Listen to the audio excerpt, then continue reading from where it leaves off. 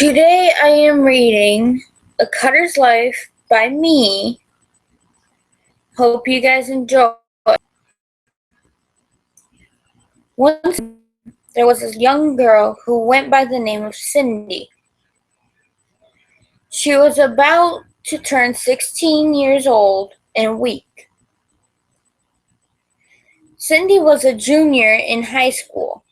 She seemed like a normal teenage student, but she had a secret. She had a secret that no one was aware of. She is a cutter. She has been a cutter for 2 years now. She has cuts, bruises, and scars from her cutting. She always wore long sleeves to hide them. No one ever suspected she would do something like that. Sorry for the noise outside. Kinda noisy today. Anyways, when someone asked her why she wore long sleeves, even during the summer, she said that she was too cold. She hid them very well. No one ever suspected that she was cutting. She never showed her sadness or pain. She never even cried, except when she was at home in her bedroom.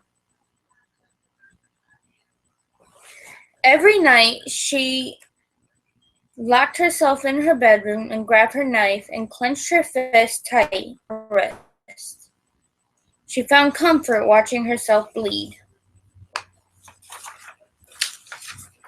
She always felt like no one cared about her.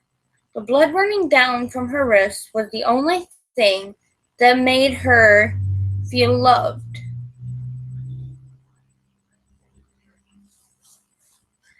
She went through a lot, but she never showed how much it hurt her. She went to school each day acting like nothing was wrong, but deep inside, she couldn't be in more pain. She tried to never let her true feelings show.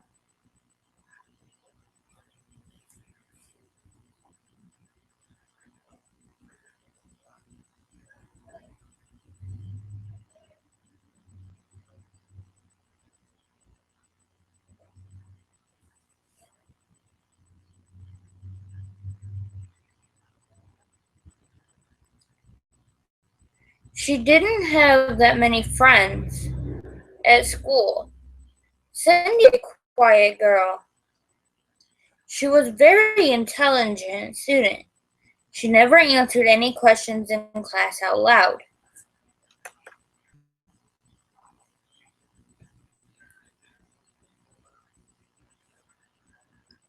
Cindy wrote down her assignments every day and always got them done.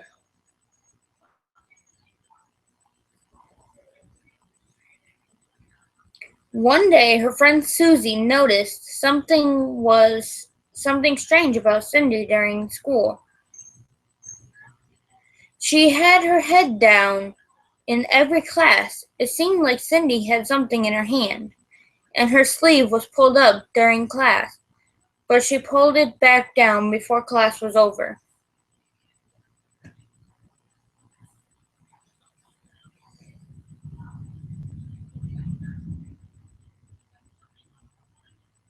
Sorry, I keep losing my place. Susie was suspicious about what she was doing, so she asked Cindy if she could talk at lunch. Cindy was not talking like she normally did, but she said yeah and rushed to her next class. The day went on and the bell rang to signal that it was. Cindy got up and headed to the cafeteria and sat at a table by herself. Then Susie sat next to her at lunch and asked Cindy to look up so they could talk. Cindy slowly lifted her head off of the table and looked up at Susie. Susie looked up as well and seen that Cindy was crying earlier that day.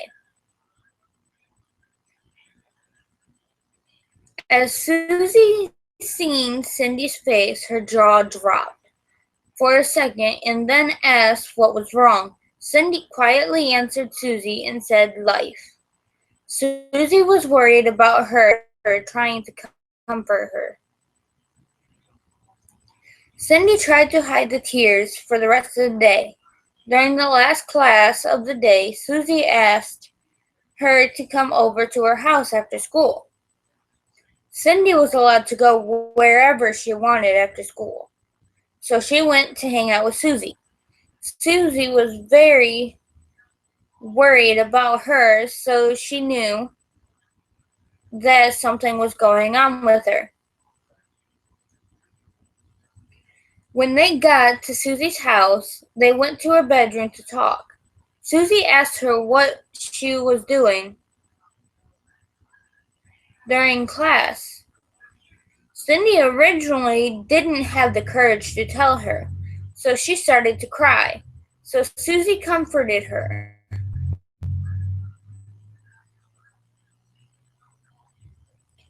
As she said, "It is okay, you can tell me anything."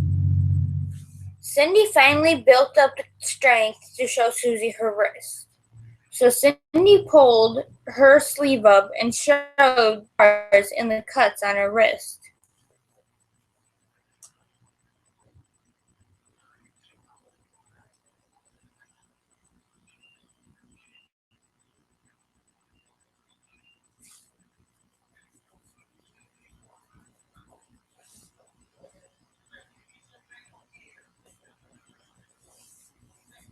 Susie was frightened by the sight of the cuts and scars on Cindy's wrist. She wanted to scream. Sorry, my pages are sticking now. She wanted to scream because she can't believe that her best friend is a cutter, but because she didn't want to frighten Cindy. Cindy did not need any more stress on her. Susie froze in silence for a few, and then she finally figured out what she wanted to say. Before Susie began to speak, Cindy broke out in tears again. It was as if Cindy knew what Susie. Susie hugged Cindy, trying to calm her down. Then she asked, "When did you start cutting, Cindy?"